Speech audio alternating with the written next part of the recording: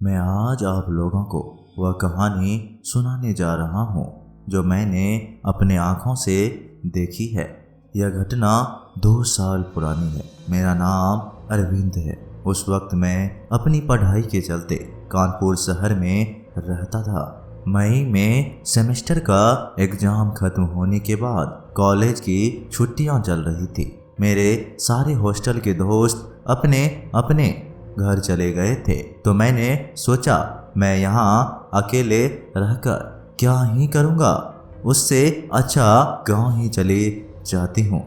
अगले दिन मैंने अपने गांव जाने के लिए बस की टिकट करा ली। मेरे गांव का नाम रसूलपुर था। मेरा गांव बहुत ही पिछड़ा हुआ था, इसलिए यहाँ के लोग भूत प्रेत पर बहुत ज़्यादा विश्वास करते थे।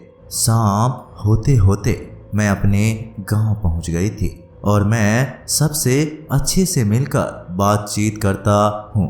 उन दिनों हमारे गांव में किसी चुड़ैल की रात में घूमने की अफवाह फैली हुई थी।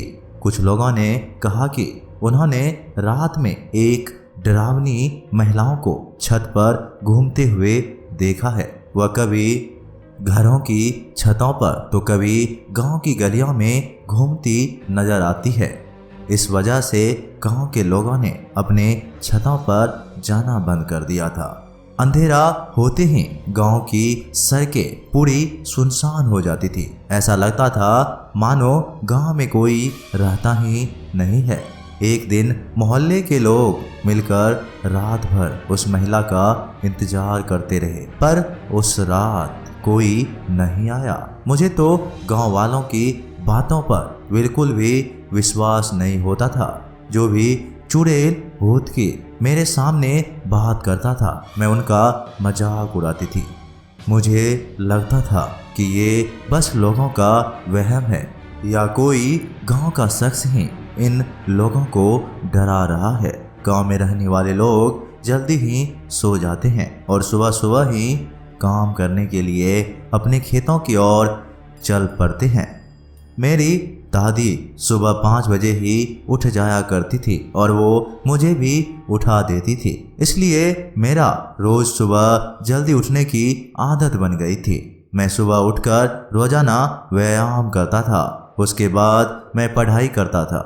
एक दिन की बात है, उस दिन मैं बहुत थकी हुई थी, इसलिए शाम को 5 बजे ही सो गया। बत्ती चली गई थी। रात के लगभग 3 बज रहे थे। तभी मेरा आँख खुला।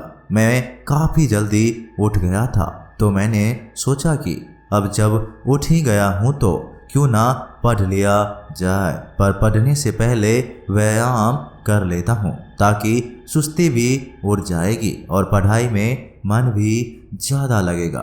तो मैं अपनी छत पे चली गई और इधर उधर टहलने लगा। छत पर टहलते हुए मैंने देखा कि सामने वाले घर की छत पर एक औरत या यूँ कहें कि एक साया खड़ा था।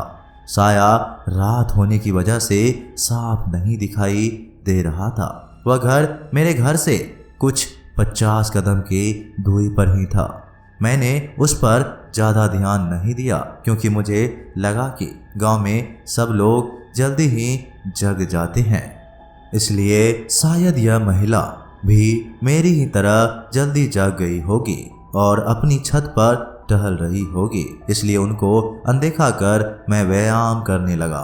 व्यायाम करते हुए मैंने अचानक देखा कि वो महिला जैसे पहले थी वैसे ही अभी भी बस मेरी ही तरफ मुंह किए खड़ी थी। मुझे अब थोड़ा अजीब लगने लगा। मैंने सोचा चलो उसे आवाज़ लगाई जाए। मैंने कहा कैसी हो बहन, पर उधर से कोई आवाज़ आना तो दूर की बात थी। वो महिला तो अपनी जगह से हिली भी नहीं। जब उसने मेरा बातों का जवाब नहीं दिया तब मुझे उस पर बहुत गुस्सा आया और मैंने उस पर ध्यान देना बंद कर दिया और अपना एक्सरसाइज करने लगा। कुछ देर बाद मैंने फिर से मुड़कर देखा तो छत पर वह महिला अभी भी बैठी हुई थी। उसके हाथ में काला सा कुछ था जिसे वह खा रही थी। उसका चेहरा दूसरी तरफ था और उसके हाथ जानवरों जैसे दिख रहे थे, जैसे जानवरों के हाथ पैर में लंबे लंबे बाल होते हैं।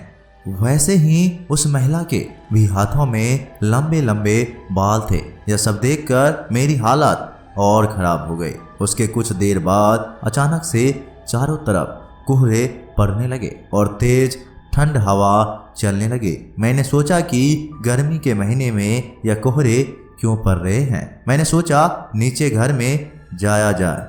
जैसे ही मैं अपने घर में जाने लगी, मैंने देखा कि उस महिला का कद अचानक से बढ़ने लगा।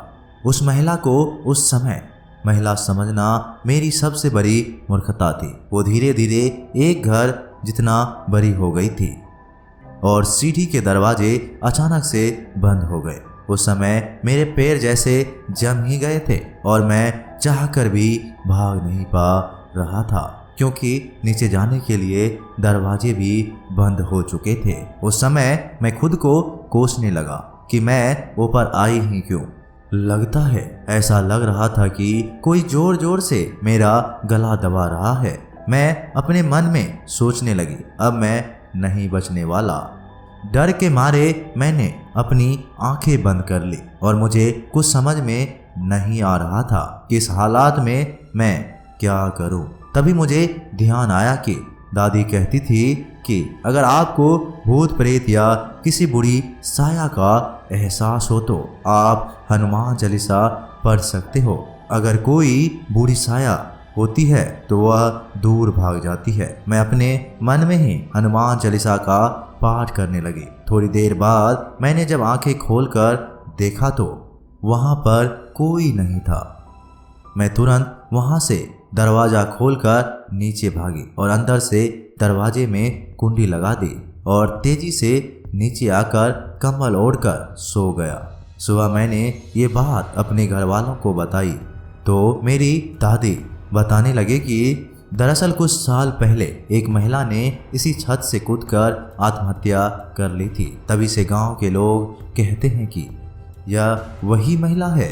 पूरे गांव के गलियों में और गांव के सभी छतों पर रात के समय घूमती रहती है। उसी दिन से मैं भी भूत प्रेत की बातों में विश्वास करने लगा।